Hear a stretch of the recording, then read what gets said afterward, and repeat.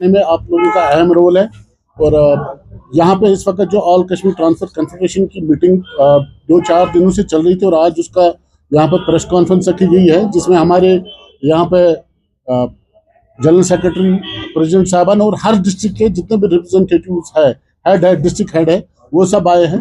Regarding जो हमारा अभी पिछले 2 दिन पहले जम्मू जेके वेलफेयर एसोसिएशन ने स्ट्राइक की कॉल दी है मंडे को, क्योंकि हमें ऑन बोर्ड नहीं लिया गया, लेकिन कुछ चीज़ें हमें लोगों के सामने और ट्रांसपोर्टर के सामने लानी है। इस वजह से हमने प्रेस कॉन्फ्रेंस की है आज। आप लोगों को भी आगाह करते हैं और आपके साथ साथ जो हमारे साथ लोग जुड़े हैं उनको भी आगाह करना चाहते हैं कि देखिए, पहले स्ट्राइक जम्मू से उन्होंने कहा कि हम स्ट्राइक कर रहे हैं, किन मुद्दों पे कर रहे हैं वो उन्होंने बता दिए, लेकिन उन मुद्दों में जो हमें बू आई, जो कश्मीर के अपने मुद्दे हैं, जो हमारे अपने मुद्दे हैं, वो उसमें नहीं है।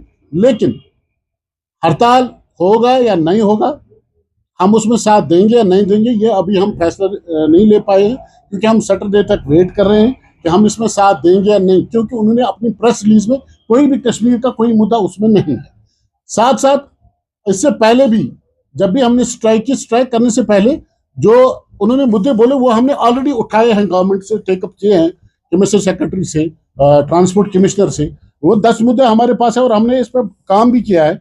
लेकिन एक नई डेवलपमेंट जो परसों एक ऑर्डर्स हुआ सेंट्रल गवर्नमेंट की तरफ से कि जो हाइक हुआ फीस, इस बारे में ना तो अभी हम गवर्नमेंट के पास गए हैं, ना हमने गवर्नमेंट से बात की है, ना सेंट्रल गवर्नमेंट से, ना स्टेट गवर्नमेंट से। तो जब तक ना हम उनसे भी बात करें कि उनका जवाब क्या है, क्या वो कर पाएंगे या नहीं कर, क्योंकि ट्रांसपोर्ट को आपको पता है हम किन हालात से गुजरे। आप देख रहे पिछले 30 साल से जो हालात यहाँ कश्मीर में रहे, उसमें सबसे ज्यादा अगर हिट हुआ है तो वो ट्रांसपोर्टर हुआ। इस ट्रांसपोर्टर की कमर तोड़ दी गई है। लेकिन अब अगर हम पिछले इतने सालों से हड़ताल करते गए लेकिन हमें कुछ हासिल नहीं हुआ, आज भी हम उसी मुद्दे पे खड़े हैं कि हम चाहते हैं कि हमें मजबूर ना करें हड़ताल करने। हम गवर्नमेंट को भी सजेशन दें कि हमें मजबूर ना करें। ये जो कन्फेडरेशन है, ये JNK की सबसे बड़ी तंजीम, बड़ी ऑर्गेनाइजेशन है, जिसमें जितने भी डिस्ट्रिक्ट है जुड़े हुए हैं और जितने भी यूनियंस है, 70-80% यूनियंस इस कन्फेडरेशन के साथ जुड़े हैं। लेकिन हम आपको एक बात बावर करना चाहते हैं, आप ये ना सोचे ट्रांसपोर्ट अलग है, ट्रांसपोर्टर एक है। इसके साथ साथ हम चाहते हैं कि आप बात करें जो हमारे मुद्दे हैं। ऑनलाइन सिस्टम डॉक्यूमेंट जो हमें प्रॉब्लम्स हो रही है, आप देख रहे हो, हम RTO ऑफिस घूमते घूमते हम थक जाते हैं कि वहां पे हमारी जो ये डॉक्यूमेंटेशन है उनमें प्रॉब्लम्स आती है।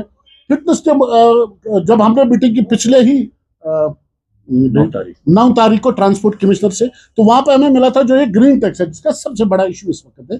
ग्रीन टैक्स है, ये साल में हमें 2 बार लिया जाता था, 8-8 हजार, 16 हजार और 13-13 हजार, 26 हजार। लेकिन उसके बाद जब हम दिल्ली गए, दिल्ली में हमने अपने ट्रांसपोर्ट मिनिस्टर से मुलाकात 2 बार की, उसमें ऑर्डर्स है कि ये जो ग्रीन टैक्स है ये साल में 1 बार लगेगा। लेकिन उसके बावजूद हमारे साथ क्या हुआ, हमारे साथ ये हुआ कि गवर्नमेंट ने एक इशू बना कि हमें ये ठीक नहीं हो रहा है, NIC प्रॉब्लम है। NIC प्रॉब्लम अभी तक ठीक नहीं हुई थी, लेकिन पिछले बार हमें कमिश्नर ट्रांसपोर्ट ने हमें बता दिया था कि अब आपको 8 ही हजार भरने हैं, लेकिन 2 किस्तों में भरने हैं।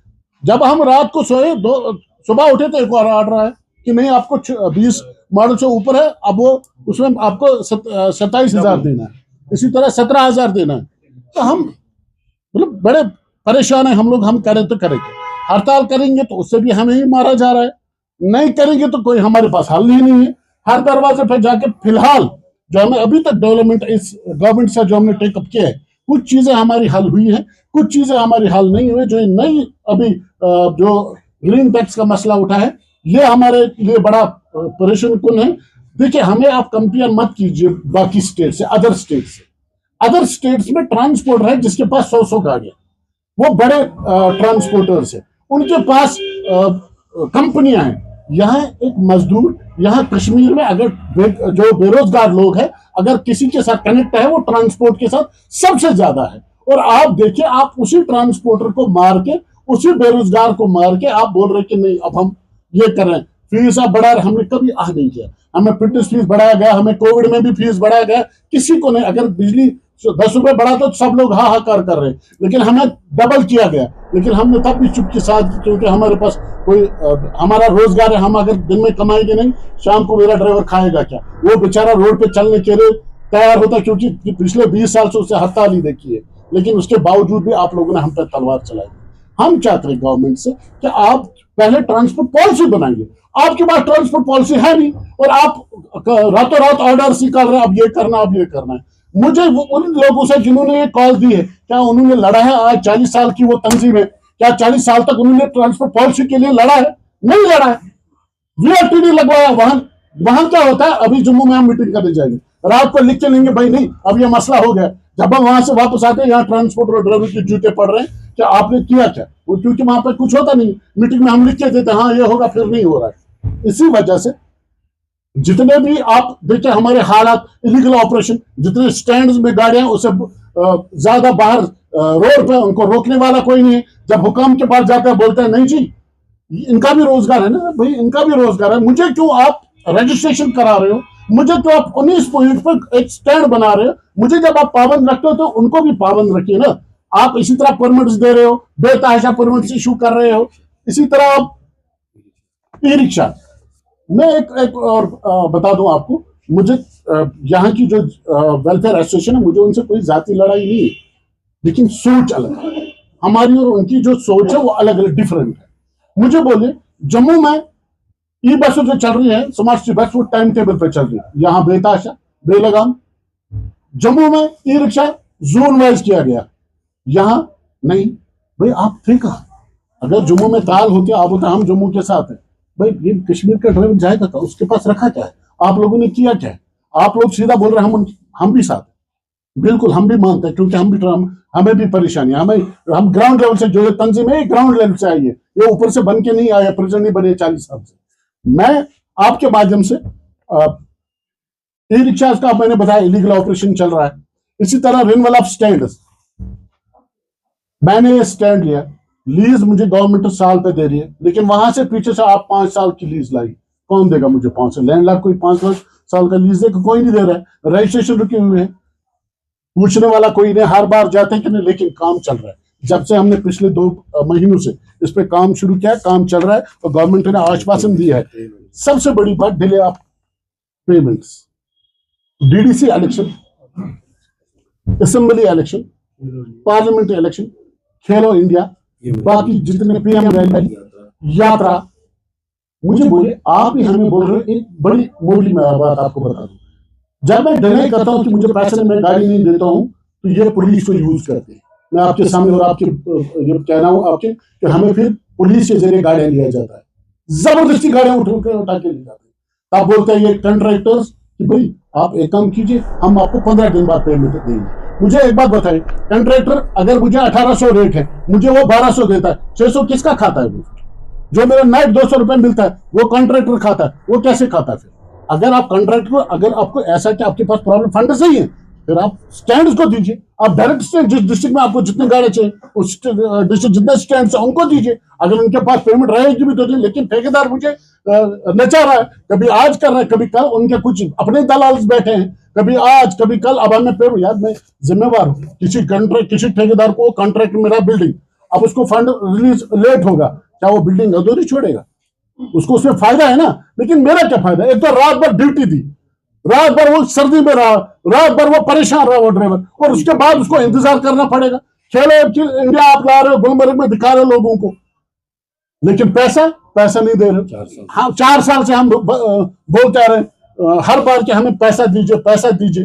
अपना तो आप 2 मिनट में लेके फीस चढ़ा नहीं, अभी कुछ अनाउंस हुआ नहीं तो पोर्टल पर चढ़ता है भाई ये फीस भरना है, लेकिन मेरी जो पेमेंट आपके पास है करोड़ों में है, खरबों में है, वो कहें। और आप हमें बोल रहे हैं आप जाएंगे किसी ऑफिस में, बोल रहे हैं ठेकेदार के पास जाओ। तो क्यों दिया इस ठेकेदार को जो हमें पेमेंट ही, चाहे उसको 4 साल क्यों ना लगे पेमेंट, उसको 5 साल क्यों ना लगे, मैं क्यों सफर करूं? मुझे तो आप ठेकेदार के जरिए बोल रहे गाड़ियां दे दो। अगर आप डायरेक्ट स्टैंड को फिर 10 साल भी रहेगा, स्टैंड बर्दाश्त करेगा आपका, लेकिन आप ठेकेदार को दे दो। ठेकेदार मुझसे पैसे कमा रहा है और मुझे फिर रगड़ा रहा है। सबसे ये हमारे लिए बड़ा, आप देखिए गुर्बत है, हमारे बच्चों को फीस नहीं है उन ड्राइवरों को जिनका पेमेंट अभी तक बंद है। यहाँ पर ट्रांसपोर्टर उतने बड़े नहीं है, यहाँ जो ड्राइवर है ये 2 ही स्टेट है, एक हिमाचल प्रदेश और जे&के, जहाँ ड्राइवर भी ऑनर है और ऑनर ही ड्राइवर है, क्योंकि उसके पास उतना रहा नहीं। आप देख रहे हैं हमारे हालात, यही एक सेक्टर का, इसको भी तबाह कर रहे हैं ये लोग। हमें जो स्पेशल पैकेज जो हमारे जो मैंने कल आज भी कह रहा हूं मैं, ये जो वेलफेयर वाले अपना ये दे रहे हैं, मुझे वो दिखाए, उन्होंने लिखा क्या है मुझे बताया। आप देखिए टूरिस्ट वाले पहलगाम वाक़ा हुआ, नहीं होना चाहिए, हमें भी उसमें दुख, उसमें जितने भी हम उनके जो खानदान है उनके साथ इज़हार यकजहती है। लेकिन मुझे बोलिए उससे सबसे ज्यादा हिट कौन हुआ? ट्रांसपोर्टर्स, वो बेचारे रो रहे हैं। हम चाहते हैं कि उसमें उनको जो 1 ईयर का जो ईएमआई है या लोन उनको बेचारों ने लिया है, इंटरेस्ट दिया जा रहा है, उनसे वो माफ किया जाए। उनको पैकेज तो आप देंगे, वो तो यार किसी को फ्री में मिलता नहीं, लेकिन अब अगर आप देंगे खुदा के लिए उनके सिर्फ 1 ही साल का जो इंटरेस्ट है वो माफ कीजिए। और साथ साथ हमारे जो बाकी इश्यूज है से हमारा प्राइवेट गाड़ी चल रही है जो बगैर विदाउट परमिट से वो गाड़ियां चला रहे हैं, क्यों? परमिट ऑफिस में यूज हो रहे हैं, क्यों? अगर आप हमसे पैसा लेते हो, हमें ही रगड़ा रहे हो, और हमारी भी मजबूरी आपको समझनी पड़ेगी। हमारी मजबूरी न समझने के बावजूद आप हमें ये बोल रहे हो कि नहीं अब हम आपका ये सर काटेंगे। हमें एक ही जो सबसे ज्यादा जो हमारा इस वक्त स्मार्ट सिटी गाड़ियां का कह रहे हैं भाई, उसको तो जो आपका हम नहीं कह रहे, लोगों को आपको देना। देखो ये मैं नहीं कहूंगा कि स्मार्ट सिटी गाड़ियां क्यों चलेंगी, लोगों को फायदा देना, चेंज होना। कल ट्रेन आई, ये मैं नहीं कहूँगा ट्रेन मतलब ये कुछ नहीं है, लेकिन एक गाइडलाइन होती है, स्मार्ट सिटी गाइडलाइन है, उसमें जो लिखा हुआ है कौन किस तरह चलेगा। अब टाटा, क्योंकि ये टाटा ने ठेका लिया, जो मैंने सुना है वो टाटा बोल रहा मुझे डिस्ट्रिक्ट दीजिए, मुझे ये सब। अगर स्मार्ट सिटी डिस्ट्रिक्ट कहाँ से आया इसकी? तो अगर आपको वो करना था, जो प्राइवेट ट्रांसपोर्टर्स है, जो यहाँ के जितने भी ट्रांसपोर्टर्स है बेचारे, उनको कहाँ जाना, वो कहाँ जाए। ये चीजें हमने आपके साथ साझा की, और साथ साथ आपके माध्यम से गवर्नमेंट सब कहना चाहते हैं कि हमारा जो स्ट्राइक पर जाने का इरादा है, अभी हम सैटरडे तक कोई मसला, क्योंकि हम देख रहे हैं, हमारी गहरी नजर है कन्फेडरेशन की इस चीज पे कि हम देखेंगे गवर्नमेंट करेगी क्या। अगर गवर्नमेंट ये ऑर्डर्स खुद ही निकालते गए, नहीं हम खुद ही बनाएंगे 18,000 20,000 25,000, फिर मजबूरन हमें भी सोचना पड़ेगा। लेकिन फिलहाल हम स्ट्राइक सैटरडे तक हम कुछ नहीं कह रहे हैं। सैटरडे शाम तक अगर कोई डेवलपमेंट नहीं हुई उनके साथ, क्योंकि ट्रांसपोर्ट एक ही है, बेताशा उनकी सोच अलग है, वो किस तरह चलते हैं हमें वो पता नहीं है, लेकिन हमारे जो काम करने का तरीका है वो हम प्रूफ के साथ आपको दिखा सकते हैं। वीएलटीडी माफ हुआ, जो ग्रीन टैक्स है वो साल में लगा, वो हमने अंत तक इस कन्फेडरेशन ने मेहनत की, इन लोगों ने मेहनत की, दिल्ली जाके जंतर मंतर पर धरना दे के बैठ के, उसके बाद वो हुआ। और इसी तरह आज भी हम इस चीज पर लड़ेंगे, लेकिन सैटरडे तक हमारी गहरी नजर रहेगी कि वो क्या करेंगे। उसके बाद जो फैसला होगा वो आपके साथ साझा किया जाएगा।